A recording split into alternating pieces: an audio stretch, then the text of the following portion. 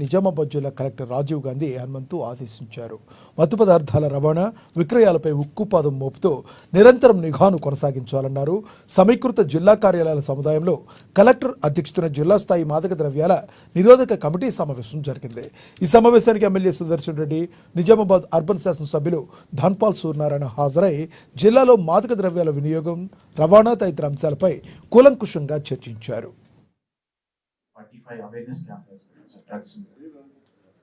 అన్ని వ్యవస్థలు చెడగొట్టిన తర్వాత ఆఖరి లాస్ట్ యువకులు డ్రగ్స్ కానీ గంజాయిలు కానీ సేవించడం జరుగుతూ ఉంది. మన దగ్గర మహారాష్ట్ర కానీ ఇతర ప్లేస్ నుంచి వస్తా ఉన్నాయి. దేశం చేసినా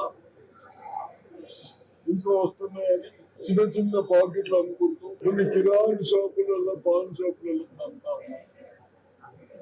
దాన్ని ఈ రోజు మేము ముగ్గురు ఎమ్మెల్యేస్, అదేవిధంగా all police department, excise department ఏం ప్రాబ్లమ్స్ ఉన్నాయో ఆ కేసులు చేయడానికి మేము డిస్కషన్ చేస్తాము.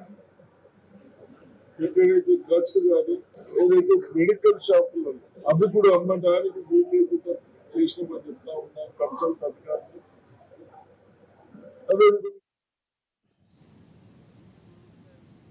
నిజామాబాద్ జిల్లా దర్పల్లి మండలానికి భారీగా నిధులు మంజూరు కావడంపై కాంగ్రెస్ పార్టీ నాయకత్వానికి అధ్యక్షుడు ఆర్మూరు చిన్న బాలరాజు కృతజ్ఞతలు తెలిపారు. దర్పల్లి మండలానికి అభివృద్ధి పనుల నిమిత్తం వివిధ పథకాల కింద 13,25,50,000 రూపాయలు మంజూరు కావడం జరిగింది. గతంలో ఏ ప్రభుత్వాలు కూడా ఇంత పెద్ద ఎత్తున దర్పల్లి మండలానికి నిధులు కేటాయించలేదని, దీనికి రూరల్ ఎమ్మెల్యే భూపతి రెడ్డి ప్రత్యేక చొరవే కారణమని హర్షం వ్యక్తం చేశారు. భారీ స్థాయిలో నిధుల మంజూరు పట్ల తాము ఎమ్మెల్యే భూపతి రెడ్డికి, ముఖ్యమంత్రి రేవంత్ రెడ్డికి కాంగ్రెస్ పార్టీ తరఫున కృతజ్ఞతలు తెలిపామన్నారు. ఈ 13,25,00,000 నుండి దుబ్బాక గ్రామానికి 1,14,50,000 రూపాయలు దుబ్బాక గ్రామానికి మంజూరు కావడం జరిగింది. టీబీ తండాకు 1,82,40,000 టీబీ తండాకు మంజూరు కావడం జరిగింది.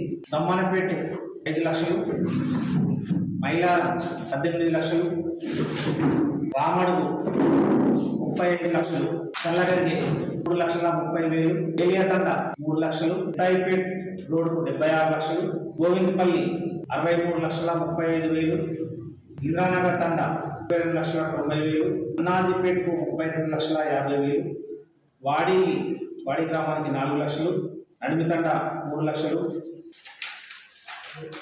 దర్పల్లి మండల కేంద్రానికి 97 లక్షలు, మోబిన్ సాబ్ తండ 23 లక్షలు, 13,25,55,000 ఎస్డిఎఫ్ ద్వారా, సిఎస్డిఎఫ్ ద్వారా, 15th ఫైనాన్స్ ద్వారా, ఎన్ఆర్జిఎస్, ఎంఆర్ఆర్ 5 పథకాల 5 స్కీమ్ల ద్వారా మనకు దాదాపు దర్పల్లి మండల కేంద్రానికి 13,25,55,000 నిధులు మంజూరు కావడం జరిగింది. మరి నిజంగా ఒక మండల కేంద్రానికి ఇంత పెద్ద ఎత్తున నిధుల్ని మంజూరు చేసినందుకు రాష్ట్ర ముఖ్యమంత్రి రేవంత్ రెడ్డి గారికి, అలాగే మన స్థానిక శాసనసభ్యులు గౌరవనీయులు డాక్టర్ భూపతి రెడ్డి గారికి